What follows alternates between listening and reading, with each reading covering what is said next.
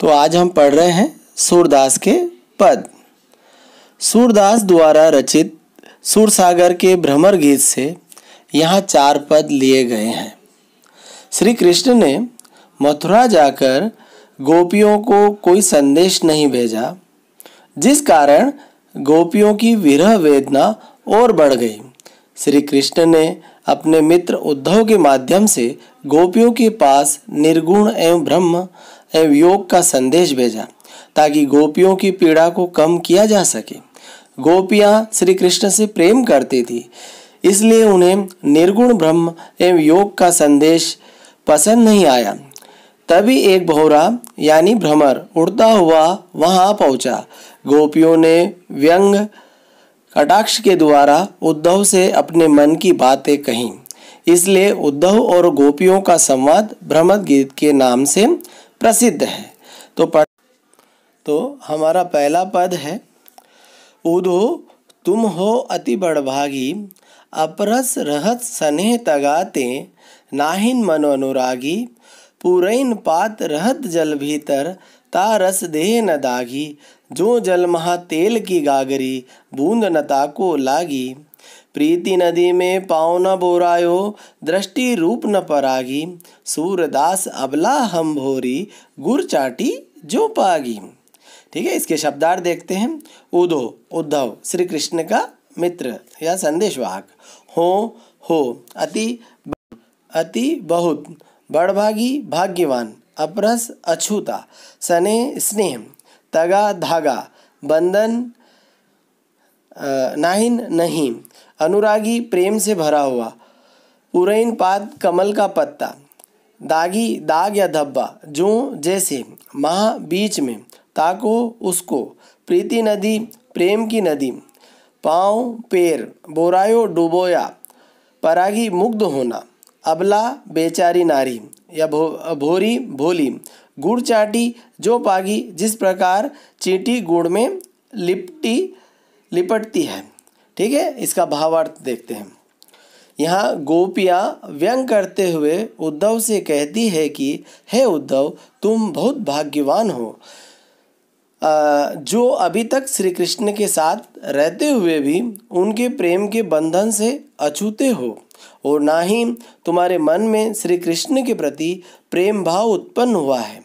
गोपियाँ उद्धव की तुलना कमल के पत्तों व तेल के गागर से करती हुई कहती है कि जिस प्रकार कमल के पत्ते हमेशा जल में ही रहते हैं, लेकिन उन पर जल के कारण कोई दाग दिखाई नहीं देता, अर्थात वे जल के प्रभाव से निर्लिप्त होती हैं, इसके अतिरिक्त जिस प्रकार तेल से भरी हुई मटकी पानी के मध्य में रहने पर भी उसमें रखा हुआ तेल पानी के प्रभाव से अप्रभावित रहता है, उसी प्रकार श्री कृष्ण के साथ रहने पर भी तुम्हारे ऊपर उनके प्रेम तत्व का कोई प्रभाव नहीं पड़ा। आगे वे कहती हैं कि तुमने प्रेम रूपी नदी में कभी पाँव नहीं डुबोया, और ना ही तुम्हारी दृष्टि कृष्ण के रूप सौंदर्य पर मुग्ध हुई, लेकिन हे उद्धव, हम तो भोली भाली अबलाएं हैं, हमें तो तुम्हारी तरह कोई ज्ञान नहीं। जिस प्रकार चींटियाँ गुड़ से चिपक जाती है, ठीक उसी प्रकार हम भी श्री कृष्ण के प्रेम में उलझ या लिपट गई है। ठीक है, यहाँ इस पद में पूरैन पात में अनुप्रास अलंकार, तो प्रीति नदी में पावना बुरायों में रूपक अलंकार है। अब दूसरा पद है, मन की मन ही मांझ रही, कही जाए कौन पे उधो, नाही परत कहीं, अवधि आधार असावन की, तन मन बिता सही, अब इन जोग संदेशन सुनी सुनी, बिरहन बिरह दही, चाहती हूती गुहार जीते हीते, उतते धार भई, सूरदास अब धीर धरही, क्यों मरजाद न लही। शब्दार्थ है, मांझ अंदर में, अवधि समय, आधार आधार, आस आशा, आवन आने की, भिथा व्यथा या दुख, जोग संदेशन योग के संदेशों को, बिरहनी वियोग में जीने वाली, बिरह दही विरह की आग में जल रही है। हूती थी, हूती का अर्थ है थी, गुहारी रक्षा के लिए पुकारना। जीत ही ते जहाँ से, उतते उधर से, धार योग की धारा, धीर धैर्य, धरही धारण करें, रखें मर्यादा मर्यादा, लही रही। ठीक है, भावार्थ देखते हैं। गोपियाँ उद्धव से कहती है कि हमारे मन की अभिलाषा हमारे मन में ही रह गई है, क्योंकि हम श्री कृष्ण से यह कह नहीं पाए कि हम उनसे प्रेम करती हैं। हे उद्धव, अब तुम ही बताओ, हम अपनी व्यथा किसे जाकर कहें।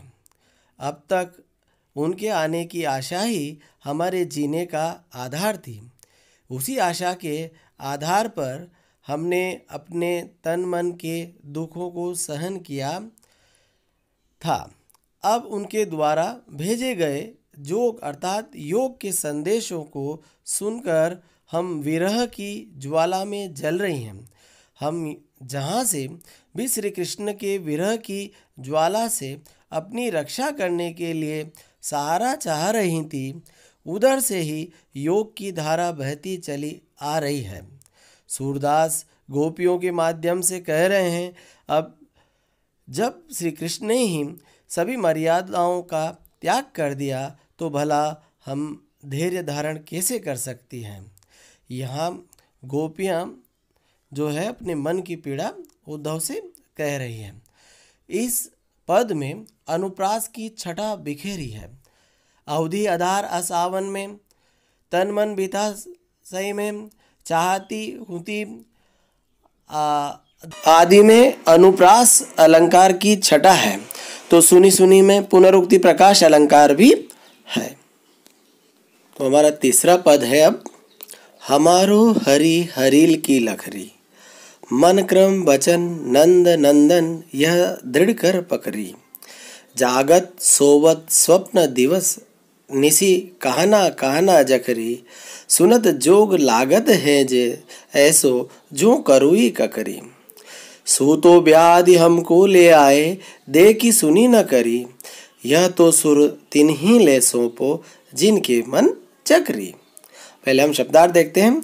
हरि यहाँ श्री कृष्ण है और हरिल ऐसा पक्षी जो अपने पैरों में लकड़ी दबाए रहता है। लकड़ी क्रम कार्य, नंद नंदन नंद का पुत्र कृष्ण कहा गया है, दृढ़ मजबूती से या दृढ़ता पूर्वक से, उर हृदय, पकड़ी, दिवस निसी दिन रात, जकरी मतलब रटती रहती है, जोग योग का संदेश, करुई कड़वी ककड़ी, सु वह व्याधि रोग, तीन ही उनको, मन चक्री जिनके मन स्थिर नहीं रहता। ठीक है, तो अब अपन इसका भावार्थ देखते हैं।